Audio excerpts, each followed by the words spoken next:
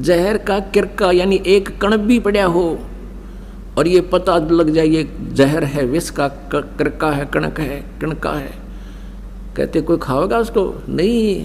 कहो कौन तिस खावे राम रंग होरी हो।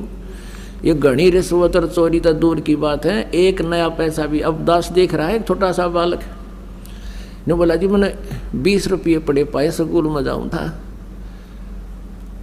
और यहाँ लेकर आया, अपनी माँ को दिया। माँ बोली बेटा पैसे हम नहीं रखेंगे, उसको दान करते, जिस भगवान के गिरे होंगे वो पुण्य में लग जाएंगे। तो ऐसा भाव बन गया बच्चों का, ना तो 20 रुपये मिलने बच्चा तो दुकान की तरफ गोली हो लिया करे।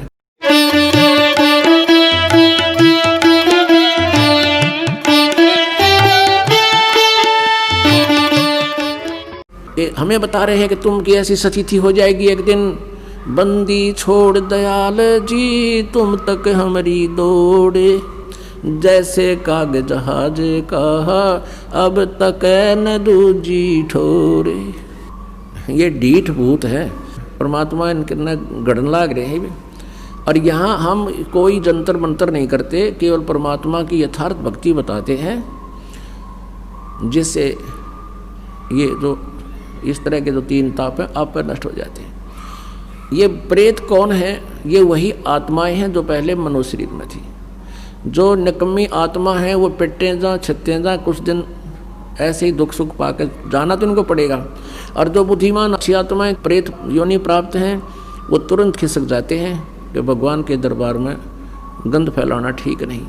और जो निकम्मी आत्मा है उनका स्वभाव ही निकम्मा होता है, वो चाहे भूत बनो चाहे गधा बनो, उसने बकवाद करने से मतलब वो फिर पिट का ही मान्या करें। तो परमात्मा कहते हैं लातों के भूत बातों से नहीं मानते, ये भी न समारन लाग रहे भगवान। तो ऐसे अब ये भूत क्यों बने? अब जैसा कि हम उदाहरण सुना करती है, लोक वेद सुनाते थे, मतलब श्राद्ध निकालने चाहिए गुरुजी कहते हैं। और कहते हैं भगवान श्री राम ने भी अपने पिता के श्राद्ध किए तो उनके सब पूर्वज सामने खड़े दिखाई दिए पहले वाले। अरे वो भूत तुम न बनवा दिए, भूत बने खड़े, फिर वो भूत बने खड़े होंगे कौन से स्वर्ग में दिखे हुए। और कहते हैं उनको फिर सबको तर्पण किया, सबको, फिर वो रोटियाँ खान वहाँ आए, फिर स्वर्ग में क्या मिल रहा है उन्हें? ये बनावटी बातें बकवाद थी। तो पुण्यात्माओं अब इस भक्ति से ना तो भूत बने और ना पितर बने। और आपके पूर्वज भी जो कहीं यदि प्रेत योनि में होंगे तो सबका छुटकारा ऑटोमेटिकली करवा देगा परमात्मा। तो पुण्यात्माओं अब ये बिचली पीढ़ी चल रही है। परमेश्वर ने इस बिचली पीढ़ी के लिए कहा था 600 वर्ष पहले कि धर्मदास कलयुग में एक बार ऐसा समय आएगा मेरा ज्ञान पूरे विश्व में होगा। जो भक्ति करेगा वो मेरी ही करेगा, और नहीं भक्ति नहीं करेगा तो वो नास्तिक होगा ही होगा, वो बाढ़ में जाओ, उसका तो कहना है क्या। पूरे विश्व में एक बार सतयुग जैसी स्थिति होगी। पुण्यात्मा आज जो आग लाग रही है, कितनी गंदी मेंटलिटी होगी हर प्राणी की। एक माया के अतिरिक्त कुछ भी दिखाई नहीं देता।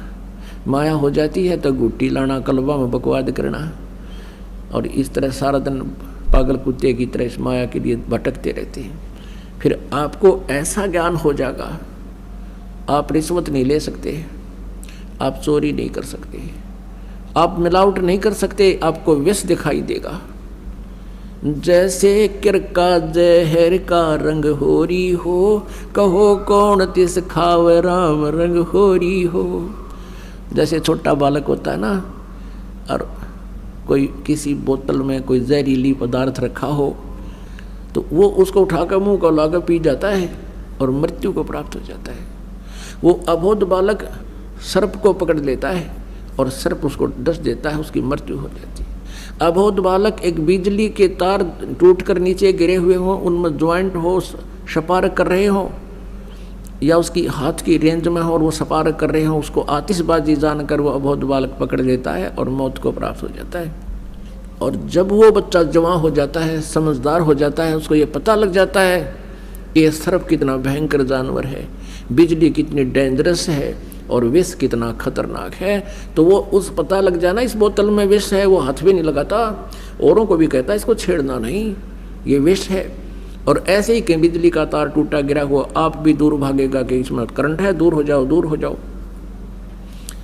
ठीक इसी प्रकार सर्प को देख कर भी वो दूर भाग लेता है और औरों को भी आगाह करता है कि वो सर्प जा रहा हो, डस लेगा, मृत्यु हो जाती है। तो पुण्यात्माओं, जब तक ये अध्यात्म ज्ञान आपको नहीं होगा, ये सभी मानव एक बालक जैसे हैं, विष खा रहे हैं। और जब आप सियाणे हो जाओगे, परमात्मा के विधान से परिचित हो जाओगे, परमात्मा कहते तुमने उस दरगाह का महल नहीं देखा और धर्मराज के तिल तिल का लेखा, तो फिर कोई इस विष को नहीं खाएगा। घना तो दूर की बात है, कहते जैसे किरका जहर का रंग होरी हो, कहो कौन तिस खावे राम रंग होरी हो। जहर का किरका यानी एक कण भी पड़ा हो और ये पता लग जाए ये जहर है, विष का किरका है, कणक है, कणका है, कहते कोई खावेगा उसको? नहीं। कहो कौन तिस खावे राम रंग होरी हो। ये घनी रिश्वत और चोरी तो दूर की बात है, एक नया पैसा भी। अब दास देख रहा है, छोटा सा बालक ने बोला जी मैंने 20 रुपये पड़े पाए, स्कूल में जाऊँ था और यहाँ लेकर आया, अपनी माँ को दिया। माँ बोली बेटा पैसे हम नहीं रखेंगे, उसको दान करते, जिस भगवान के गिरे होंगे वो पुण्य में लग जाएंगे। तो ऐसा भाव बन गया बच्चों का, ना तो 20 रुपये मिलने बच्चा तो दुकान की तरफ गोली हो लिया करे और घर क्या कौन बतावे। तो ये फर्क पड़ेगा बच्चों, और इन छोटे बच्चों का तो घना असर होगा।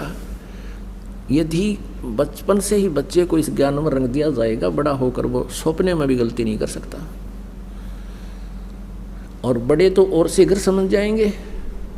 तो पुण्यात्माओं, परमात्मा ने कहा था कि एक बार पूरे विश्व में सतयुग जैसा माहौल होगा।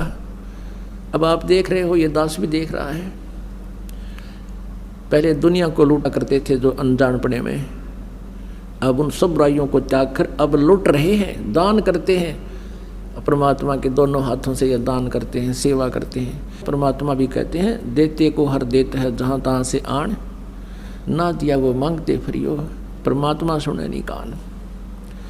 चिड़ी चोंच भर ले गई, नदी न घटो नीर, दान दिए धन घटे नहीं, न्यो कह रे साहिब कबीर। तो पुण्यात्मा, धर्म तो दसके नहीं, दसके तीनों लोग। खैराए तुम्हें खैर है कीजिए आत्म भोग। आप दान करोगे, परमात्मा 1000 गुना करके आपको लौटाएगा। ये विधान है मालिक का। जैसे दान करने का क्या फल है, जैसे किसान बीज बीजता है और 1 एकड़ में वो 40 किलो गेहूँ बीजता है, बोता है, खूब सिंचाई करता है, रखवाली करता है, तो 1 एकड़ में 50 मन, वो तो 1 मन गेहूँ डाले 50 मन गेहूँ वापस कर देता खेत किसान को, 60 मन।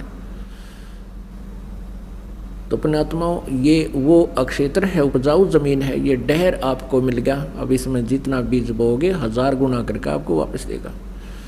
अब जैसे अनजान व्यक्ति तो आपको यहाँ आने में भी ये सोचते हैं कि तुम तीसरे दिन भाग जाते हो, 10वें दिन जाते हो बरवाला में, तुम जो है निर्धन हो जाओगे, कितना खर्च होता है, किराया लगता है, और कार्य भी छोड़ कर जाते हो। पुण्यात्माओं, वो बालक हैं, उनको पता नहीं। आप समझदार हो, आपको ज्ञान हो गया।